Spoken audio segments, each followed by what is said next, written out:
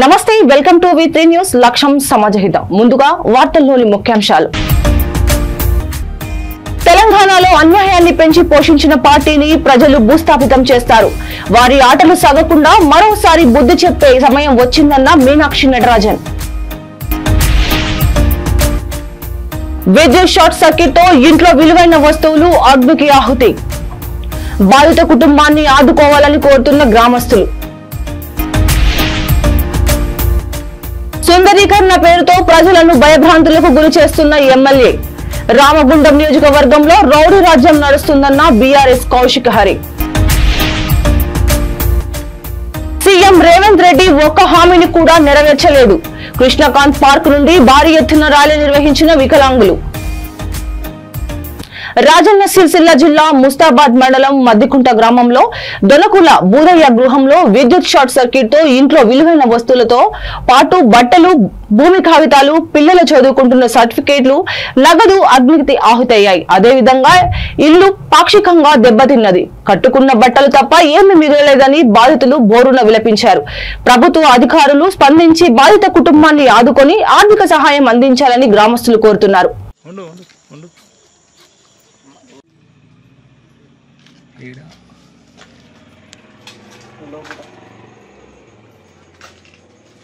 మీద రంగం చేసి అంత గాడుపు ఇవన్నీ కాదు మొత్తం కానీ చెద్దలు మస్టర్ చెద్దలు బట్టలు కొత్త కొత్త బట్టలు మామూలు సర్టిఫికెట్లు దేవుడు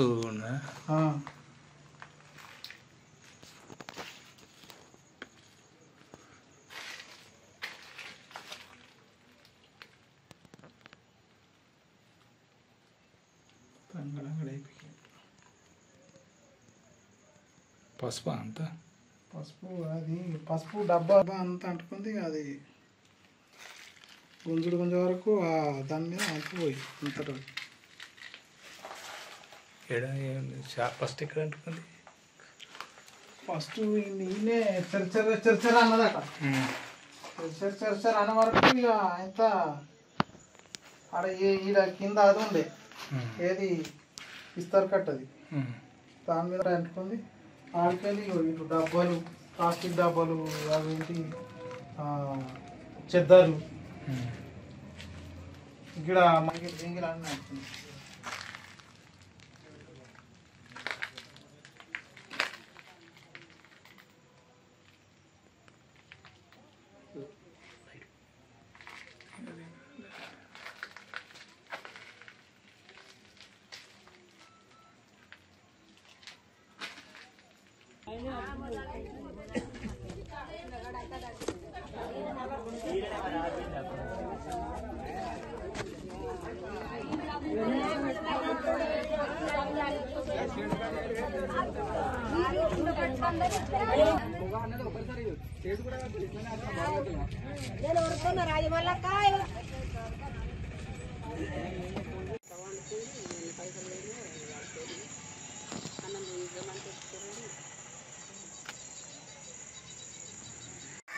మద్దుకుంటా మేము మారువేరు దాంట్లో వెళ్ళాము దాంట్లో బూజ కర్ణాకరి మేము అందులో అన్నీ కాలిపోయినాయి సార్ నేను వాళ్ళు ఇంటికి పోయినా జ్వరం వచ్చిన ఆరోగ్యం మంచిగా లేక భూమి కాగితాలు ఏం లేవు కాగితాలు లేవు ఏం లేవు అన్నీ కాలిపోయినాయి బియ్యం కాడికలు కాలిపోయినాయి పప్పులు ఉప్పులు కారప్పొడి పసుపు అన్నీ కాలిపోయినాయి బట్టల కాడికలు ఏం ఆశ లేదు సార్ ఇక మీరు ఏదన్నా మా మీద దయ్యండి ఏదన్నా కనకరించండి అందరు సహాయకరం చేయండి పానం మంచిగా లేదు సార్ నాది కరెంటు అది అయ్యి అన్నీ కాలిపోయినాయి సారు నా పేరు కరుణాకర్ అన్న మాది రాజన్న సిరిసిల్ల జిల్లా ముస్తాబాద్ మండలం మద్దికుంట విలేజ్ ఈరోజు ఉదయం షార్ట్ సర్క్యూట్ జరిగి మా ఇంట్లో ఉన్న వస్తువులు వంట సామాన్లు బట్టలు కంప్లీట్గా పూర్తిగా కాలిపోయినాయని నిస్సాయ స్థితిలో రోడ్డు మీద నిలబడే పరిస్థితి వచ్చింది పూర్తిగా ఏం లేకుండా కంప్లీట్గా కాలిపోయినాయి పూర్తిగా పోయినాయి అన్న చెప్పుకోవడానికి ఏం లేదు గోడలు తప్ప చెప్పుకోవడానికి ఏం లేదు కొత్త బట్టలు రామగుండం నియోజకవర్గంలో రౌడీ రాజ్యం నడుస్తుందని పట్టణ సుందరీకరణ పేరుతో స్థానిక ఎమ్మెల్యే ప్రజలను భయభ్రాంతులకు గురి చేస్తున్నాడని బీఆర్ఎస్ నాయకులు కౌశిక్ హరి ఆగ్రహం వ్యక్తం చేశారు. పెద్దపల్లి జిల్లా గోదావరికరంలో కూల్చివేతలకు గురైన నివాసులను ఆయన పరామర్శించారు. రామగుండం ఎమ్మెల్యే రాజ్ ఠాకూర్ ఎలాంటి ప్రణాళికలు లేకుండా నిర్మాణాలను కూల్చివేస్తున్నారని హరి ఆరోపించారు. నిరుపేదల ఇళ్లను కూల్చివేసిన భవంతులు నిర్మించుకోవాలనడం సరైంది కాదని బాధితుడు శ్రీనివాస్ ప్రశ్నించారు. కాంగ్రెస్ పార్టీ నాయకులు దౌర్జన్యాలకు పాల్పడుతూ ప్రజలను ఇబ్బందులకు గురి చేస్తున్నారని వారు అభ్యంతరం వ్యక్తం చేశారు. అభివృద్ధికి తామేమీ అడ్డంకి కాదని ప్రణాళికాబద్ధంగా పూర్వ వైభవం తీసుకురావాలని వారు డిమాండ్ చేశారు. 1970 ముందు నుంచి మా ఫాదర్ మా తాత ఇక్కడే వచ్చి ఉంటాను. Train centre Godavari. అప్పటికి చౌరస్తా కూడా ఏర్పడలేదు. జనగామ గ్రామ పంచాయతీ ఉండే. ఆ తర్వాత రామగుండం నోటిఫైడ్ ఏరియా అయింది. రామగుండం నోటిఫైడ్ ఏరియా తర్వాత రామగుండం మున్సిపాలిటీ అయింది. రామగుండం మున్సిపల్ కార్పొరేషన్కి వచ్చింది. అప్ టు డేట్ ఇప్పటి వరకు మేము బిల్లులు కట్టినాం. గత రాజశేఖర రెడ్డి ప్రభుత్వం ఆంధ్రప్రదేశ్ ఉన్నప్పుడు మా ఇళ్ల జాగాలకు పట్టాలు ఇచ్చింది. అసెంబ్లీలో బిల్లు పాస్ చేసి గౌరవ రోషయ్య గారు ముఖ్యమంత్రి జీవో కూడా పాస్ చేశారు. సో ఆ పట్టాలతో మేము రేకుల ఇళ్ళనే జీవనం గడుపుతాను. చాలా పాత ఇల్లు. అంటే గత 10 నెలలుగా ఎమ్మెల్యే ఇక్కడ లోకల్ ఎమ్మెల్యే తన మనుషుల్ని పంపించి ఇక్కడ మామిడి చెట్టు కింద వాళ్ళ ఇల్లు ఇక్కడ కాదు 10 కిలోమీటర్ల దూరం ఉంటుంది. ఇక్కడ రోజు పొద్దున వచ్చాక కూర్చొని రాత్రి వరకు మమ్మల్ని భయభ్రాంతలకు గురి చేస్తుంది. రాత్రి డోజర్ పెడితే కుటుంబాలు మొత్తం దాని కిందనే సమాధి చేసి సేవలు కూడా తీయం. మీరు ఏం చేసుకుంటారో చేసుకోవాలి. కడితేనేమో ఈ రేకుల ఇల్లు మాకు కనిపించదు. తీసేసి G+1 కట్టుకోవాలి. లేదంటే రాత్రి డోజర్ వచ్చి కొట్టేస్తే మీ శవాలు కూడా బయటికి తీసే నాదుడు ఉండడు. లేదంటే మీ అంతటా మీరు కట్టుకోండి అంటే రేకుల ఇల్లు కనిపించద్దంట ఎమ్మెల్యేది. మరి ఈ రేకుల ఇళ్లను వచ్చి ఓట్లు అడుక్కున్నాడు ఎటుపోయింది నేను అడుగుతున్నాను.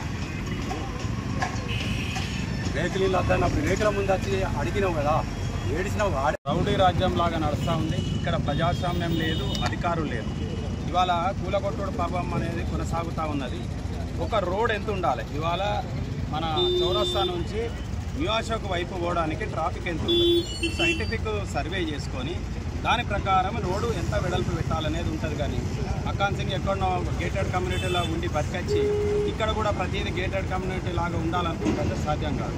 నువ్వు ఎక్కడ సర్వే చేయించినా ఇక్కడ ట్రాఫిక్ ఎంత, ఫ్యూచర్లో ఈ 90 నుంచి ఎంతమంది పోతారు, ఇందుకోసం దీన్ని రోడ్డు వెడల్పు చేయాలా, ఎంత అవసరం అనేది జ్ఞానం లేకుండా, ఏ అధికారితో సంప్రదింపులు లేకుండా అసలు ఇది ఎవరు కూలగొడుతున్నారు? సింగరేణి వాళ్ళు కూలగొడుతుర్రా, మున్సిపల్ వాళ్ళు కూలగొడుతుర్రా? కూలగొట్టే అధికారం వాళ్ళకి ఏమున్నది? ఇవన్నీ కూడా పట్టాలు ఉన్నాయి. ఇది బ్లాక్మెయిల్ చేసే విధంగా రాత్రి వచ్చేస్తాడు, ఒకటి చెప్పిపోతాడు, పొద్దున వచ్చి ఒకటి చెప్తాడు. ఇవి మొత్తం కూలిపోతాయి, మీరు వచ్చిపోయి అన్నకు బాయికి కలిసి మీరు పద్ధతిలో కట్టుకోకపోతే మొత్తం కూలుతాయని ఇంకోటి బ్లాక్మెయిల్ చేస్తాడు. ఇట్లా బ్లాక్మెయిల్ చేస్తూ వాళ్ళు ఇచ్చిన డిజైన్ ప్రకారం వీళ్ళు కట్టుకోవాలంట. ఎక్కడన్నా ఉంటుందా అండి? ప్రైవేట్ ఇల్లు, రోడ్ పంట ఉన్న ఇల్లులు ఈ వాళ్ళు ఇచ్చిన డిజైన్ ప్రకారం కట్టుకుంటే మరి వాళ్ళు ఇచ్చిన డిజైన్ ప్రకారం కట్టుకుంటారు. అలా నీ కంట్రిబ్యూషన్ ఏంది? నువ్వేమన్నా డబ్బులు ఇస్తావా? ఇవన్నీ అడిగినందుకు నిన్న ఒక పోలీస్ అధికారితో అక్కాన్ సింగ్ అనే ఎమ్మెల్యేకి నేను చెప్తాను, ఆయనకు దమ్ము లేక పోలీస్ అధికారులను, రెవెన్యూ అధికారులను, మున్సిపల్ అధికారులను, సింగరేణి అధికారులను వాడుకొని ఈ ప్రాంతాన్ని కూడా భయభ్రాంతులకు గురి చేస్తూ ఉన్నాడు. ఆయన సంపాదిస్తున్నటువంటి OC5 మీద సంపాదించిన పైసలు కావచ్చు, ఏదైతే మన HKR రోడ్డు మీద సంపాదించిన పైసలు కావచ్చు, బూడిది దోసుకునేది కావచ్చు. బూడిది ఫస్ట్ ఇయర్ అయిపోయింది, 2వ సంవత్సరం ఇప్పుడు స్టార్ట్ అవుతుంది. ఏమంటారు? బూడిది నంబర్ 3.0 లెక్క.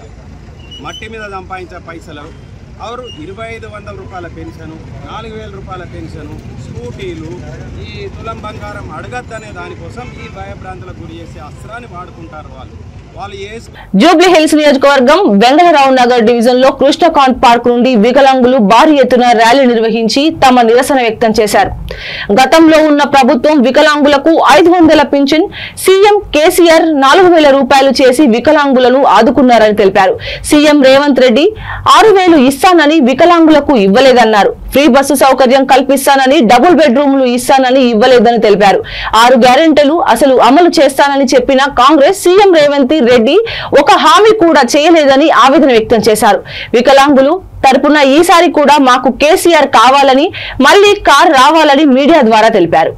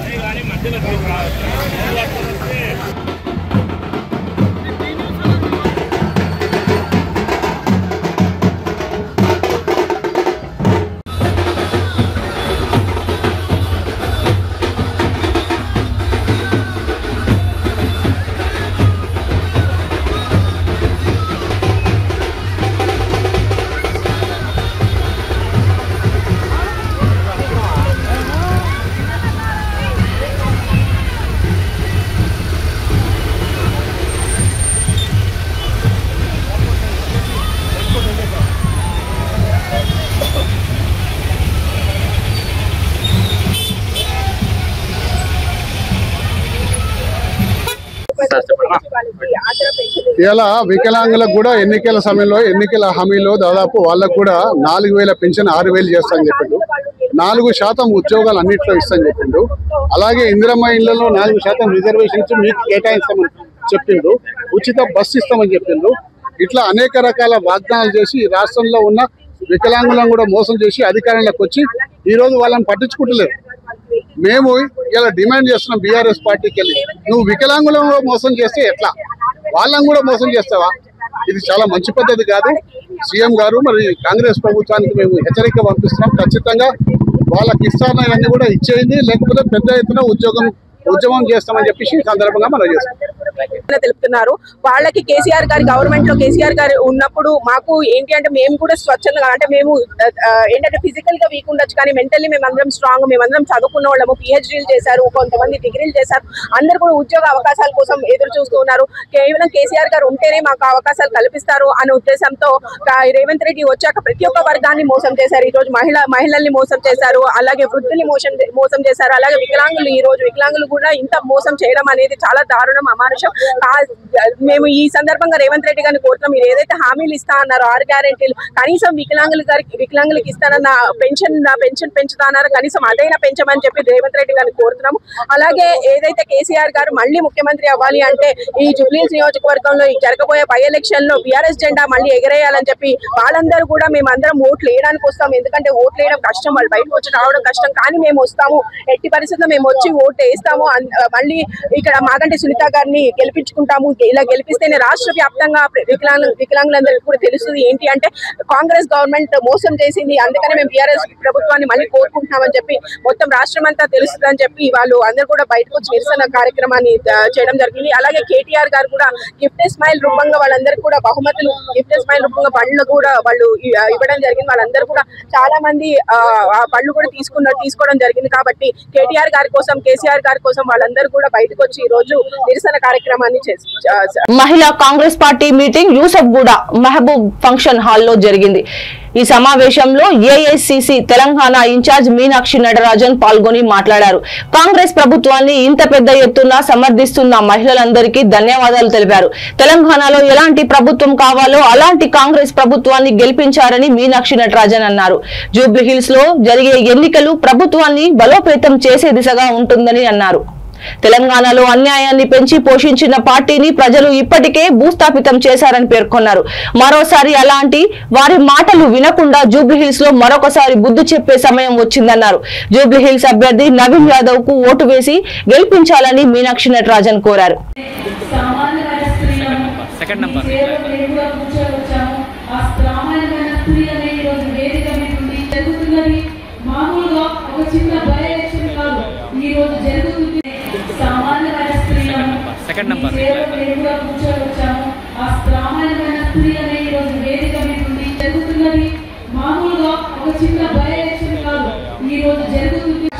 कामयाब होता है और भाई को विधानसभा चुनाव के द्वार दिखाकर और आपकी लड़ाई लड़ सके, इसके लिए आप उनको मजबूत करें।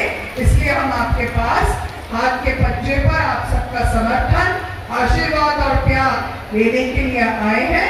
आप सब एक बार कांग्रेस को सेवा करने का अवसर प्रदान ही नहीं रहा, तो जरूरी है कि बहुत बार आपने उनको मौका दिया, तो एक अवसर आप हमको भी दें, ये अपील हम आपसे करने के लिए आए हैं। बहुत बहुत धन्यवाद। आपका साथ मांगने के लिए, आपका हाथ पर विश्वास मांगने के लिए आपके बीच में आए हैं। मैं आपसे विनम्रता से अनुरोध करती हूँ, अपील करती हूँ कि हमारे भाई नवीन यादव जी को आप अपना सहयोग दें और आपका ये एक वोट एक बहुत बड़े बदलाव को दस्तक दे रहा है। जो जुबली हिल्स से चालू तो होगा, 28 में तेलंगाना में दोबारा कांग्रेस की सरकार बनाएगा और 29 के 15 अगस्त में लाल किले पर राहुल जी प्रधानमंत्री के तौर पर तिरंगा झंडा फहराएंगे, उसके लिए कि आपको आपका हक मिल सके, आप सुरक्षा के साथ सर उठाकर चल सके, आप बिना किसी भेदभाव के आगे बढ़ने का, शिक्षा में, स्वास्थ्य में, रोजगार में आगे बढ़ने का मौका ले सके। इसके लिए आपके बीच में ये चुनाव है। आप सबका भरपूर आशीर्वाद और प्यार हम अपने भाई नवीन यादव के लिए चाहते हैं। और जब बहनों का आशीर्वाद मिलता है तो हमारे यहाँ कहा जाता है। అనంతపురం జిల్లా బుక్కరాయ సముద్ర మండల కేంద్రంలో విజయనగర్ కాలనీ మరియు అనంతసాగర్ కాలనీలో ఎమ్మెల్యే బండారు శ్రీవాణి పర్యటించారు. అనంతరం ప్రజల సమస్యలు తెలుసుకొని ప్రజలకు పునరావాసం కలిగించే దిశగా చర్యలు చేస్తున్నామని హామీ ఇచ్చారు. అంతేకాకుండా నగరంలో కరెంటు సమస్య ఉందని స్థానిక ప్రజలు చెప్పడంతో స్పందించిన ఎమ్మెల్యే శ్రావణి శ్రీ వెంటనే మరమ్మతులు చేయిస్తానని సంబంధిత అధికారులకు ఆదేశాలు జారీ చేశారు. కాలనీ వాసుల సమస్యలపై నిర్లక్ష్యం వహించిన సచివాలయ ఉద్యోగాలపై ఆగ్రహం వ్యక్తం చేశారు. ఈ సమ్మర్ లో ఖచ్చితంగా ఈ ఎస్టిమేట్ వేసి పంపిస్తాము. ఏదైనా చేస్తాం. ఇప్పుడు లైన్ మనం గవర్నమెంట్ మన చెడ్డ పేరు తేకూడదు. ఇప్పుడు కూడా అట్లే ఉన్నాం. మీకు ఏం కావాలి? మాకు ఇక్కడ ఉన్న వేరే చోట ఇస్తామన్నారు. వేరే చోట ఇస్తారన్న, ఇప్పుడైతే ఇయ్యారు. ఇక్కడ నేను ఇక్కడనే మేము అడగలేము, వేరే చోట. కానీ గతంలో గాంధీనగర్ కి ఎక్కడ ఇచ్చారు? అదే మళ్ళీ ఎప్పుడు ఇనిషియేట్ చేయలేదు. ఇప్పుడు మీరందరూ కూడా ఒకసారి కాలనీ సభ పెట్టుకోండి. మీరు ఎంతమంది ఉన్నారో అంతా చూసి పునరావాసానికే తీసుకోవాలి. ఏవి కూడా పర్మిషన్స్ చాలా స్ట్రిక్ట్ గా క్లోజ్ చేస్తారు. ఎందుకంటే తుఫాను వరదలు వచ్చినప్పుడు చాలా వస్తాయని మీకు తెలియదు కదన్నా. లాస్ట్ వరకు ఆర్డ్ వరకు వచ్చింది, మనకు 3 times వచ్చేది కదా. అసలు ఎప్పుడు లేదు సార్, వాడిందే లేదు. అది నీళ్ళు ఇప్పుడు మీరు అమాట చెప్పొద్దండి. ఎప్పుడు అసలు వాడిందే లేదు. నేను కట్టిందే స్కూల్ పర్పస్ కోసం, మనం కట్టిందే స్కూల్ పర్పస్ కోసం. దాన్ని మళ్ళీ వాళ్ళు లేదని ఎట్లా అంటారు? 3 years బ్యాక్ అయినప్పుడు మళ్ళీ మీకు ఇన్స్ట్రక్షన్స్ ఇచ్చారా ఇక్కడ వద్దని? పిల్లలు తప్పుకుంటే అక్కడే వాడుకుంటారు. ఇప్పుడు అక్కడ వాడుకున్న దగ్గర బిల్డింగ్ కూడా నాడు నేడు కింద సగం ఆపేసి వదిలేశారు. ఏం ఇనిషియేట్ చేశారు? ఇనిషియేట్ ఏం చేశారు? మేడం మీ ఎస్ఎస్సీ వాళ్ళకి ఎప్పుడు ఇచ్చారు? ప్రభుత్వం వచ్చాక ఇచ్చారా? మామూలుగా సెకండ్ మీరు ఏం రాసి ఇచ్చారు అంటున్నావు? ప్రభుత్వం వచ్చాక ఇప్పుడు ఏమి ఇచ్చారు? చాలా మంది మన కాలనీ ఇక్కడ ఉన్నటువంటి కాలనీ వాసులు పునరావాసం కలిగించాలని తెలియజేయడం జరిగింది. గతంలో కొన్ని దశాబ్దాల కింద కూడా వీళ్ళకి గాంధీనగర్ సైడ్ వాళ్ళకి పట్టాలు ఇప్పించినప్పటికీ అప్పుడున్న పరిస్థితుల్లో ఎవరు కూడా మొగ్గు చూపలేదు. కానీ ఇప్పుడు చాలా మంది ఫ్యామిలీస్ పిల్లలు పెద్దగా అవుతున్నారు, తరం మారుతా ఉంది, పరిస్థితులు మారుతా ఉన్నాయి. ఎందుకంటే ఇప్పుడు తుఫాను వచ్చినా వరదలు వచ్చినా ఏం వచ్చినా ముంపుకు గురయ్యే పరిస్థితి ఉందని తెలుసుకొని ఈ రోజు పునరావాసం కలిగించాలని చాలా మంది మనల్ని కోరడం జరిగింది. ఖచ్చితంగా కాలనీలో ఒక కాలనీ సభ తీసుకొని ప్రతి ఒక్క కుటుంబాన్ని అడిగి వాళ్ళ దగ్గర ఉన్నటువంటి డీటెయిల్స్ అన్ని తీసుకొని వేరే ల్యాండ్ ఎక్కడైనా చూసి ఖచ్చితంగా వాళ్ళకి అక్కడ పట్టాలు ఇప్పించే కార్యక్రమాన్ని కూడా మేము నాంది పలుకుతామని ఇక్కడ ఉన్నటువంటి గ్రామస్తులకు కూడా హామీ ఇవ్వడం జరుగుతా ఉంది. పంచాయతీ కార్మికులకు 3 నెలల నుంచి ఒకరు కూడా కనపడలేదని చెప్పి బాధితులు చెప్తారు. అవునండి, చర్యలు ఖచ్చితంగా చర్యలు తీసుకుంటామండి. ఎందుకంటే నేను స్వయంగా ఈ రోజు నేను మాట్లాడడం జరిగింది. కొత్తగా లాస్ట్ టైం మన ట్రాన్స్ఫర్స్ లో కొత్త పంచాయత్ సెక్రటరీస్ అందరూ కూడా రావడం జరిగింది. ఒక 3 నెలల నుంచి ఇక్కడ ఉన్నటువంటి అబ్బాయి పనిచేస్తా ఉన్నారు. వాళ్ళకు కూడా హెచ్చరించడం జరిగింది. నెలకు ఒకసారైనా మనకి ఇక్కడ క్లీనింగ్ జరగాలనేది వాళ్ళకి ఆదేశం ఉన్నప్పటికీ కూడా తూతు మంత్రం కింద వచ్చిపోయే పరిస్థితిని మా దృష్టికి వచ్చినప్పటికీ నేను కూడా ఇవాళ తెలుసుకున్నాను, స్వయంగా చూశాను. కనీసం క్లీనింగ్ కూడా చేయలేని పరిస్థితిని నా దృష్టికి రావడము, వాళ్ళకి ఖచ్చితంగా నోటీసులను కూడా జారీ చేసి కలెక్టర్ గారి దృష్టికి, డిపిఓ దృష్టికి కూడా తీసుకెళ్తానని కూడా తెలియజేస్తున్నారు. జూబ్లీహిల్స్ నియోజకవర్గం వెంగళరావు నగర్ డివిజన్ జవహర్ నగర్ లో మంత్రి అజారుద్దీన్ గడప గడప వెళ్లి ప్రచారం నిర్వహించారు. ఈ విధంగా ఆయన మాట్లాడుతూ వికలాంగులు బాధపడవద్దు, త్వరలో మీకు ఇచ్చిన హామీ కూడా సీఎం రేవంత్ రెడ్డి నెరవేర్చడం జరుగుతుందని అన్నారు. తెలంగాణ సీఎం రేవంత్ రెడ్డి ప్రజలకి సన్నబియ్యం, మహిళలకు ఫ్రీ బస్సు, రేషన్ కార్డులు, కుట్టు మిషన్లు పంపిణీ చేశారని మంత్రి తెలిపారు. త్వరలో మరెన్నో పథకాలు కూడా ఇస్తామని మంత్రి అజారుద్దీన్ అన్నారు.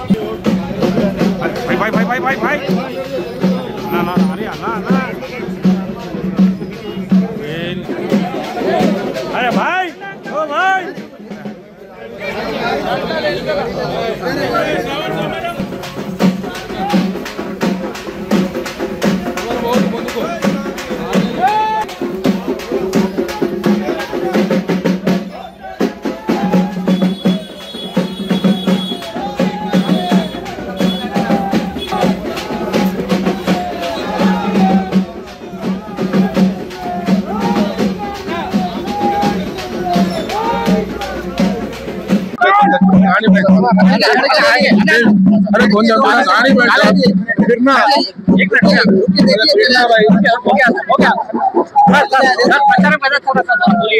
प्रचार बहुत अच्छा चल रहा है, देख रहे हैं बहुत अच्छा प्रचार चल रहा है और हम लोग इंशाल्लाह ऐसे डेफिनेटली जीतेंगे और नवीन यादव साहब की 100% जीतोगे, इसमें कोई दो राय नहीं है। सभी हैंडीकैप्स का कुछ पेंशन का वगैरह कुछ बोल रहे हैं लोग, इन लोगों का क्या है सर? किसका हैंडीकैप्स को पेंशन नहीं आ रहा? हम भी देंगे, हम भी दे रहे, पेंशन तो आएगा अभी 100% आएगा, करेंगे जरूर करेंगे, नहीं गारंटी हर एक देंगे, थोड़े थोड़े गारंटी थोड़े रैली हर भी हम भी निकाल सकते हैं, उनके अगेंस्ट में रैली निकाल सकते हैं, रैलीज के बारे में नॉट वरी। हमारा काम है यहाँ पे, हमारी पार्टी क्या करेगी वो हमारे लिए इम्पोर्टेंट है। हमारे सीएम साहब ने हर गारंटी के ऊपर बहुत सीरियसली काम कर रहे हैं और जो भी गारंटी जो बच्चे हैं वो भी 100% फुलफिल होंगे, इसमें ऐसा कोई दो राय नहीं है, क्योंकि हर चीज एक ही दिन में तो कोई 6 गारंटी नहीं हो सकते, बट लेकिन हम लोग ने जो भी क्या है आपको पता है, बारीक चावल दिए अपना। తెలంగాణలో అన్యాయాన్ని పెంచి పోషించిన పార్టీని ప్రజలు భూస్థాపితం చేస్తారు. వారి ఆటలు సాగకుండా మరోసారి బుద్ధి చెప్పే సమయం వచ్చిందన్న మీనాక్షి నటరాజన్. విద్యుత్ షార్ట్ సర్క్యూట్ తో ఇంట్లో విలువైన వస్తువులు అగ్నికి ఆహుతి. బాధిత కుటుంబాన్ని ఆదుకోవాలని కోరుతున్న గ్రామస్తులు. సుందరీకరణ పేరుతో ప్రజలను భయభ్రాంతులకు గురి చేస్తున్న ఎమ్మెల్యే. రామగుండం నియోజకవర్గంలో రౌడీ రాజ్యం నడుస్తుందన్న బీఆర్ఎస్ కౌశిక్ హరి. సీఎం రేవంత్ రెడ్డి ఒక్క హామీని కూడా నెరవేర్చలేదు. కృష్ణకాంత్ పార్క్ నుండి భారీ ఎత్తున ర్యాలీ నిర్వహించిన వికలాంగులు.